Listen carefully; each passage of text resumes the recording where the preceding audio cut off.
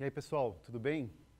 Eu sou Rogério Tamassia, sou sócio e sou cofundador da Liga Ventures. Eu estou aqui para falar sobre como montar um stack de inovação ideal, de inovação aberta ideal para a sua empresa. Eu garanto que o meu áudio vai ser original, então o pessoal do chat que estava reclamando ali sobre a gravação do Osterwalder, fica tranquilo que eu vou falar em português e todo mundo vai entender muito bem. Bom, muito bem. Vamos ver, eu não estou aqui hoje para falar especificamente sobre o porquê fazer inovação aberta, né? Isso vem sendo discutido há muito tempo, em várias esferas. A gente vem conversando sobre isso há muito tempo. Então, hoje já não é difícil convencer um executivo que inovação aberta é uma coisa imprescindível para as grandes empresas. Eu estou aqui hoje para falar sobre o como, para falar sobre como e onde a gente começa a trabalhar com inovação aberta. Por quê? Porque há muita insegurança por parte das empresas por onde começar a trabalhar com inovação aberta. Há muita insegurança em quais são os resultados obtidos, em como é que eu meço esses resultados obtidos. Há muita insegurança em quais são os próximos passos a ser dado na inovação aberta. E o cara que mais sofre nessa história toda, o cara que é o personagem central da nossa jornada de inovação aberta, é esse cara aqui, que é o Indiana Jones da inovação, né?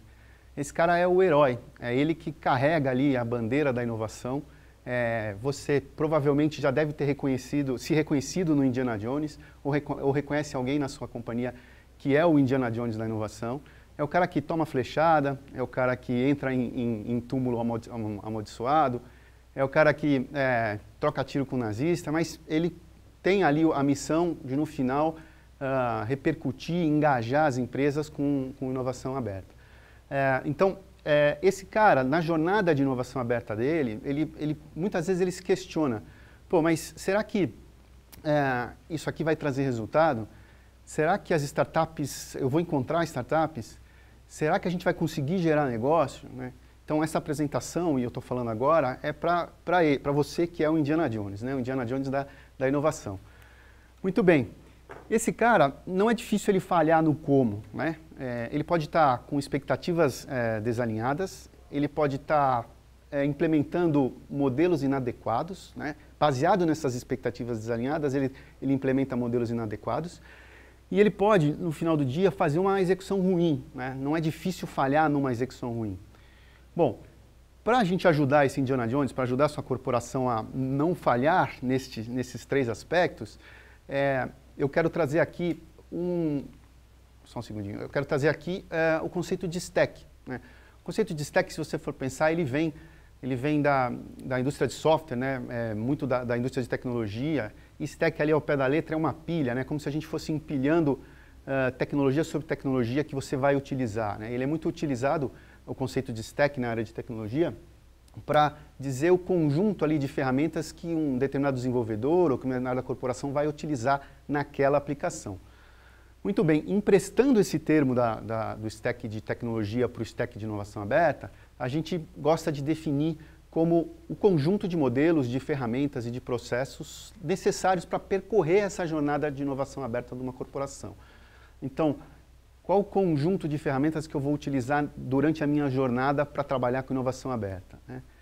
Bom, por que o stack de inovação ele é interessante? Bom, primeiro ele te ajuda a melhorar a comunicação sobre como a estratégia de inovação aberta ela vai ser construída, vai ser desenhada, construída e executada na sua empresa, né? Ele ajuda muito a comunicar para todos os stakeholders. Ele ajuda também a planejar a sua equipe, a planejar recursos, a planejar investimento. Ele ajuda, de certa maneira, a você criar o seu budget, inclusive aprovar o seu budget, justificar o seu budget de inovação aberta. E ele permite que as ações da empresa sejam integradas. A gente vê muito, a gente trabalha com vários clientes, e muitos clientes a gente nota que uma determinada área está organizando um hackathon, uma outra área está trabalhando com uma aceleração de startup, uma outra área está contratando uma startup. Então, das grandes vantagens do stack é que você bota todo mundo dentro do mesmo contexto, de uma forma coesa, integrada, e consegue monitorar aquilo que está acontecendo. Então, por isso a gente gosta muito da questão do conceito de stack de inovação aberta. Bom, De novo, se inspirando ali na indústria de software, a gente tem a questão do full stack, né? O conceito de full stack, que normalmente é o desenvolvedor que consegue trabalhar com várias camadas da aplicação, várias camadas de tecnologia. A gente fez um paralelo para isso e trouxe aqui 3 camadas interessantes de se trabalhar com inovação aberta. Você pode ter ferramentas, a gente compilou aqui por volta de 45 ou 46 modelos desse stack, que você pode até ter variações de nome, de semântica, de nomenclatura, mas a gente entende que é um bom conjunto de ferramentas e representa bastante o que está acontecendo no mercado. Então você tem desde a primeira camada aqui, que é uma camada mais com foco em engajamento, é uma camada que eu olho para dentro da minha organização e falo que tipos de ferramenta eu posso usar para engajar mais a minha organização, para trazer mais os stakeholders e os executivos, os altos executivos para dentro. A segunda camada já é a camada mais de operação, né? É ali a camada que normalmente aparece nos conteúdos e nos e-books de inovação aberta, que é, tá bom, eu vou fazer um programa de aceleração ou eu vou fazer um investimento? Eu vou criar um CVC ou vou contratar uma startup? Então ali a segunda camada ela com foco muito forte em execução, em aplicação. E a terceira camada, não menos importante, já é a camada externa, que é a camada com foco no que a gente chama de front-end aqui, que é a camada do foco em repercutir, em reverberar o que você tem feito, né? A gente não pode subestimar essa camada, ela é muito importante para as organizações, né? A organização firmar sua marca, firmar o seu conceito de que ela está trabalhando com inovação aberta. Então ali você vai encontrar ferramentas que conseguem ajudar a sua empresa a reverberar e a repercutir. Essa última camada, como eu disse, ela é muito importante. O que a gente acha que em alguns casos acontece, e é um caso que é perigoso e a gente acha que tem que evitar, é começar por essa camada, né? Aí você acaba caindo ali na armadilha do Innovation Theater ou do teatro da inovação, né? Em que você só repercute, mas você não tem as outras 2 camadas trabalhando em conjunto. Então a gente foca muito em como é que eu faço para repercutir depois que eu gerei o resultado, depois que eu engajei a organização. Bom, deixa eu só passar o slide aqui. Só um segundinho, o pessoal que travou o slide aqui, já estou indo para o próximo slide. Boa, mas eu poderia, nesse momento, então, parar a apresentação e dizer, olha, já apresentei uma lista aqui de 45 componentes, basta você, bandeirante, Indiana Jones da inovação, pegar esse conceito e aplicar na sua empresa, certo? Seria simples assim. Acho que não, acho que a gente pode ajudar mais um pouquinho. Então, a gente está trazendo aqui 3 perspectivas de como melhor distribuir o seu stack de inovação, né? E eu vou começar com a primeira perspectiva, que é a perspectiva... só um segundinho que está falhando de novo aqui. Pessoal, para cá. Está falhando o slide, só um segundinho. Quem sabe faz ao vivo, mas eu vou começar a falar da primeira perspectiva, que é a perspectiva focada na expectativa. Nas expectativas, também conhecido como os resultados esperados da sua corporação, né? Como é que eu garanto, eu alinho? Por mais tolo que pareça, a gente vê que tem muita empresa que falha na questão de alinhar a expectativa com a alta gestão de o que é inovação aberta, né? Simplesmente ela não para conversar com os executivos e alinhar as expectativas. Próximo slide, por favor. Bom, então, uma pergunta básica é, para a minha organização, inovação aberta é o quê, né? Deixa eu perguntar, deixa eu falar com os executivos sobre isso. Inovação aberta, para mim, pode ser uma série de coisas. Eu listei aqui algumas coisas que a gente escuta, algumas com mais sentido, outras com menos sentido. Mas pode ser testar novos modelos, pode ser uma forma mais barata e rápida de retorno financeiro, pode ser uma expectativa de mexer o ponteiro da organização, pode ser a expectativa de repercutir e ficar num ranking de inovação como a primeira empresa mais inovadora. Tem várias motivações que inovação aberta pode ser para aquele conjunto de executivos. Mas para você que quer começar, e a gente sugere não começar de uma folha em branco e simplesmente perguntar, mas usar essa matriz de ambição, que muitos que acompanham a Liga sabem que a gente gosta bastante dessa matriz de ambição, que ela foi desenvolvida pela Harvard Business Review, e ela foca em 3 camadas aqui. ela foca na primeira camada, que é uma camada mais ligada ao core, quer dizer, eu quero inovação para ser mais eficiente, para resolver problemas, para ganhar eficácia, para ser mais produtivo. Ela pode trabalhar numa segunda camada, que é uma camada mais adjacente ao seu core, onde eu quero ganhar time to market, eu quero testar novos modelos de negócio. E eu posso, então, finalmente trabalhar numa terceira camada, que é uma camada mais com foco no transformacional, que é uma camada muito mais exposta a risco. Ou seja, eu quero criar modelos de negócio totalmente inéditos, ou eu quero matar o meu próprio core antes que alguém o faça, né? Antes que alguém mate o meu core. Então, isso aqui é um bom começo para apresentar aos executivos onde você quer se posicionar. Ah, Rogério, mas eu posso trabalhar com os três? Pode, não tem nenhuma regra que diga não pode trabalhar com os três. Obviamente, a primeira camada você vai ter retornos mais rápidos, e a última camada o risco é muito maior, né, de você encontrar e trabalhar com alguma coisa, mas você pode. Alguns autores defendem aí uma divisão proporcional, 70 na primeira camada, 20 na segunda, 10 na terceira. A gente não tem uma regra clara para isso, mas a gente acha interessante que sim, você comece a experimentar um pouquinho de cada camada. Bom, mas aí, próximo slide, por favor.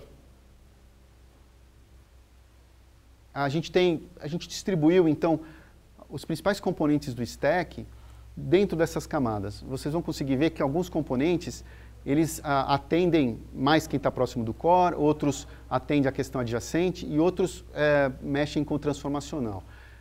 É importante fazer esse casamento do componente do stack com a camada que você quer trabalhar. Próximo slide, por favor. E aí a gente traz um exemplo aqui, que é para toda a expectativa que você despertar ali na organização, é importante você criar um plano de ação.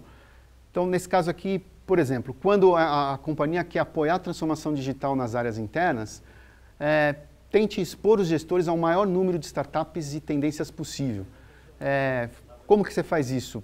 Bom, participando, por exemplo, de hubs temáticos, existem vários hubs temáticos de RH, hubs temáticos de marketing, hubs temáticos de outras áreas, para que essas pessoas se envolvam com isso. Ou, por exemplo, assine também conteúdos, assine conteúdos e mapeamentos setoriais para trazer ali, fomentar conhecimento para essas áreas se transformarem na inovação aberta. Próximo slide, por favor. Bom, quando uma outra expectativa, eu quero, em alguns casos a expectativa pode até ser, como nesse caso, um tanto irreal. Eu quero investir no early stage do próximo unicórnio. Bom, tente estudar um pouco mais sobre investimento de risco, e como é que você faz isso? Monitora tendências, assina newsletters, ou mesmo pensa já em criar a sua iniciativa de Corporate Venture Capital. Já estabelecer uma iniciativa de Corporate Venture Capital para ajudar nessa expectativa. A mensagem, então, aqui principal é, para cada expectativa, pense num modelo que seja adequado para entregar essa expectativa. Bom, e como é que eu meço isso? Mais tarde, aqui durante o evento, o Guilherme Massa, meu sócio, vai falar um pouco sobre ROI de inovação. Mas eu posso, quando eu estou na camada core, eu posso olhar se a minha expectativa está sendo atendida, olhando de forma mais pragmática ali, como é que eu reduzo o custo, como é que eu aumento a receita. Quando eu estou numa camada adjacente, eu já não começo a ser tão pragmático, eu já vou para uma camada um tanto etéreo, que é, quantos projetos quantos novos produtos eu estou lançando para o mercado, E quando eu estou na última camada, eu já vou falar de aprendizado, é muito difícil a gente medir resultados da outra camada, Então, aqui fica como reflexão, mas o Guilherme Massa vai falar um pouquinho mais sobre isso. Bom, vamos para a segunda barreira corporativa, para a segunda perspectiva para montar o meu stack de inovação aberta, que são as barreiras corporativas.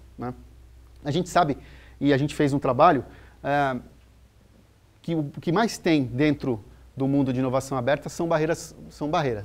Então, você tem barreira para tudo quanto é tipo. A gente dividiu aqui em 4 grandes grupos, que é barreiras estratégicas, então que eu passo lá desde de entendimento do que são startups, até um desalinhamento sobre estratégias e metas, a gente falou um pouquinho agora atrás. Passando por isso, eu posso ter um foco no curtíssimo prazo e ter uma série de barreiras culturais, aversão a risco, a síndrome do not invented here, quer dizer, isso aqui não foi criado aqui na nossa empresa, então então não serve, isso é muito comum. A falta de cultura empreendedora, aí como uma barreira cultural também. Passando para a camada aqui de baixo, aí eu estou falando de barreiras mais de processo, barreiras de procedimentos, que podem ser desde um processo de decisão lento, até processos internos não flexíveis, processos internos que não foram feitos para trabalhar com startup, e sim com fornecedores grandes. Passando por gestão por feudos, né, a questão da empresa muito dividida, eu caio na questão mais estrutural, que é, bom, o orçamento às vezes não condiz com a ambição, ou às vezes falta governança para a inovação, né? Falta um dono daquilo, falta quem são as pessoas que decidem inovação na empresa. Então, para todas essas barreiras, claro, eu passo aqui ainda por falta de buy-in da alta liderança, o comportamento individual, né? O próprio funcionário, o próprio gestor, ele não se sente ali inovador, ele não quer participar disso, e às vezes a comunicação também não funciona. Então, o REC aqui, o que a gente traz é que para cada barreira de inovação, a ideia também é criar um plano de remediação. É também trabalhar de uma maneira muito específica. Então, por exemplo, se eu tenho processos internos com pouca flexibilidade, a ideia é que eu passe a envolver várias áreas de apoio, né? E como é que eu envolvo esses caras? Eu posso organizar um evento de pitch específico, por exemplo, para o jurídico, um evento de pitch específico para compras, para esses caras terem os primeiros contatos com o que é uma startup e entender que aquilo pode trazer bastante valor para a companhia. Eu posso também, né, o Pripa sempre fala, né, do Cuba, agora do Redpoint, sempre fala sobre isso, né? Você quer começar a trabalhar como startups? Contrate uma startup, né? Comece contratando uma startup. Você vai sentir ali onde estão as principais barreiras, onde estão os principais entraves em fazer isso. E aí você pode já aprender com aquilo e melhorar o seu processo. E você também pode fazer benchmarking. Hoje na Liga, ali com os nossos quase 40 clientes, a gente tem bastante benchmarking entre as empresas. Uma empresa conversando com a outra sobre como é que eu acelero um processo, como é que eu melhoro um processo interno sobre inovação aberta, né? Muito bem. Um outro plano de ação falta entendimento da alta gestão sobre o que são startups. Então, vamos expor esses executivos, vamos tentar expor esses executivos ao ecossistema. Vamos fazer com que eles participem de bancas, de eventos de startups, vamos pedir para eles mentorarem uma startup quando for possível e vamos, dentro do possível, fazer missões para ecossistemas maduros. A única ressalva aqui é para tomar cuidado para não fazer safaris, né, ir lá no Google, no Vale do Silício, tirar uma fotinho e tudo. Então, eu fiz uma missão para o Vale do Silício, mas não aprendi muito pouco. Mas é interessante conhecer outros ecossistemas maduros e despertar, porque tem muita coisa acontecendo ao redor do mundo. Então, nesse sentido, é um plano de ação específico para a falta de entendimento na alta gestão. Bom, pulando então aqui para a terceira perspectiva para criar o seu stack de inovação aberto, que é o momento da jornada de inovação aberta, né? Mas jornada de inovação aberta, a inovação aberta é uma jornada, Rogério? Como assim? Sim, é curioso a gente observar que muitos gestores de inovação, muita gente que trabalha com inovação, fomenta que as áreas clientes deles, as áreas internas da empresa, utilizem ferramentas de design, ferramentas de mapeamento de jornada, tudo, mas eles mesmo no próprio quintal às vezes não utilizam isso. Então a gente gosta muito de trazer esse conceito de jornada para a inovação aberta. E na Liga a gente tem uma jornada, que é uma jornada de 5 etapas, em que a gente definiu como uma grande corporação percorre essa jornada. Ela começa aqui, no primeiro momento, adquirindo a consciência ou a awareness de que, poxa, eu preciso inovar, então eu vou buscar bastante educação, eu vou buscar bastante informação no mercado e tendências para eu começar a me ambientar o que é isso, sabe? Poxa, o que é uma fintech, o que é uma edutech, o que é uma martech, qual o conceito importante que eu tenho que entender dentro desse mercado de inovação, como é que funciona um ecossistema de startups, como é que funciona uma comunidade de startups, quais são os polos de inovação no Brasil. Então, aqui tem toda uma parte de consciência e de começar a entender como é que funciona. Ótimo, aí eu vou para um segundo momento, que agora eu vou me engajar com as startups. Eu já entendi mais ou menos como as coisas funcionam, agora eu preciso começar a me engajar com startups. Então, eu quero começar a conhecer soluções para os meus problemas. Isso aqui serve para mim? Isso não serve para mim? Eu começo a fazer networking não só com o ecossistema, mas também com pares de outras empresas que trabalham com inovação aberta. E eu começo um processo muito forte de sensibilização interna. Eu começo a vender inovação aberta e relacionamento com startups dentro da minha empresa. Isso feito, eu vou para um terceiro momento, que é encontrar startups e gerar negócio. Ali eu vou precisar posicionar minha marca no ecossistema como uma marca que trabalha com startups, que trabalha com inovação aberta. Eu vou procurar fazer matchings com startups que me ajudem a resolver os problemas. Eu vou começar a encontrar, procurar startups e falar, essa startup tem um match perfeito, ela funciona para o que eu quero fazer.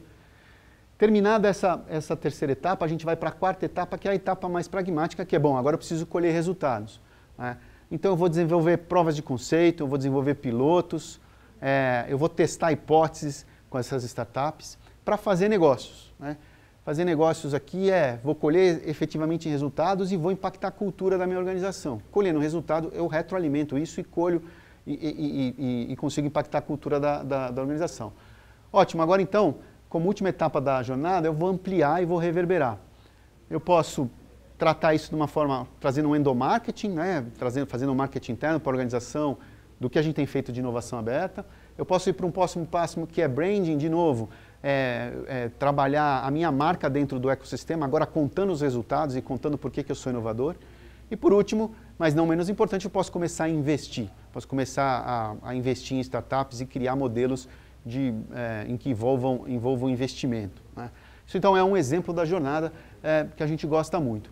Para trazer aqui alguns cases, até agradecer o pessoal da Mercedes e o pessoal da Porto Seguro que cederam gentilmente a parte da jornada deles, que é bem interessante. Então, vou começando a contar um pouco sobre o case da Mercedes.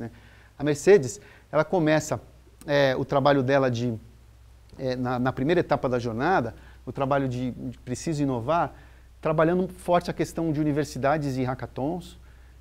Ela tem também um processo de incubadora interna, em que os próprios funcionários criam startups e aceleram, e essas startups são desenvolvidas ali, então um trabalho muito forte de formação. No segundo momento, na segunda etapa da jornada, ela vai para um trabalho de desafios, ela tem um portal em que as empresas que trabalham com mobilidade podem inscrever ideias ou propor projetos para a Mercedes, esse portal Movendo o Mundo. Ela, na terceira etapa da jornada, ela já tem aí um relacionamento para fazer match com startups com a Câmara Alemã de Comércio, em que é um programa que ela trabalha fazendo match com essas startups, mas ela também trabalha com a Liga no hub de automotivo e mobilidade que a gente tem, que é o Liga Autotech. Trabalha tanto na camada de encontrar soluções ali, mas também na camada de gerar provas de conceito, fazer pilotos e colher resultados. E por último, ela reverbera participando e patrocinando e participando de eventos do ecossistema de inovação, mas também eventos setoriais, eventos da indústria automotiva, contando um pouco sobre como a Mercedes tem trabalhado com inovação. Então esse é o caso da Mercedes. O próximo caso, e o próximo exemplo, é o exemplo da Porto Seguro. A Porto Seguro também tem há algum tempo trabalhado com startups. Ela tem muito forte aqui na questão do preciso inovar, a parte de Semana da Inovação, então ela traz ali durante uma semana a empresa toda para falar sobre inovação, para falar sobre quais são tendências, etc. Isso é uma coisa que acontece todo ano na Porto Seguro. Ela tem um outro componente interessante, que é a Maratona de Inovação, em que ela funciona como um hackathon, mas ele é mais extenso, ele dura ali alguns meses, em que ele permite que funcionários também experimentem ferramentas de inovação e criem produtos. Ele tem pílulas de inovação, que são pequenos conteúdos passados ali na hora do almoço, para que os funcionários se atentem a isso e se interessem cada vez mais por inovação. Seguindo para a segunda camada, a Porto Seguro tem um programa curioso que é de Mentor por um Dia. Ela traz executivos da corporação para mentorar startups, por um dia, então passar aquele conhecimento que ele tem para as startups. Ela tem programas de pré-aceleração, em que funcionários trabalham em cima, a gente costuma dizer, ele traz de um PPT para um MVP, durante 3 meses, ele fica disponível, trabalhando durante 3 meses para formar aquele MVP daquela determinada startup, e trata aquele funcionário como se fosse uma startup, ou aquele conjunto de funcionários como se fosse uma startup mesmo. Ela tem um trabalho muito forte de funil de startups, quer dizer, dados os problemas e dores que as áreas da Porto Seguro têm, o time de inovação da Porto Seguro vai ao mercado procurar empresas que possam ajudar essas dores. E ela tem talvez já na questão de colher resultado, ela já tem muito forte a questão da oxigênio aceleradora, que já é um trabalho aí de 5 anos, em que ela acelera startups e em alguns casos ela também investe em startups, que já seria ali ampliar e reverberar.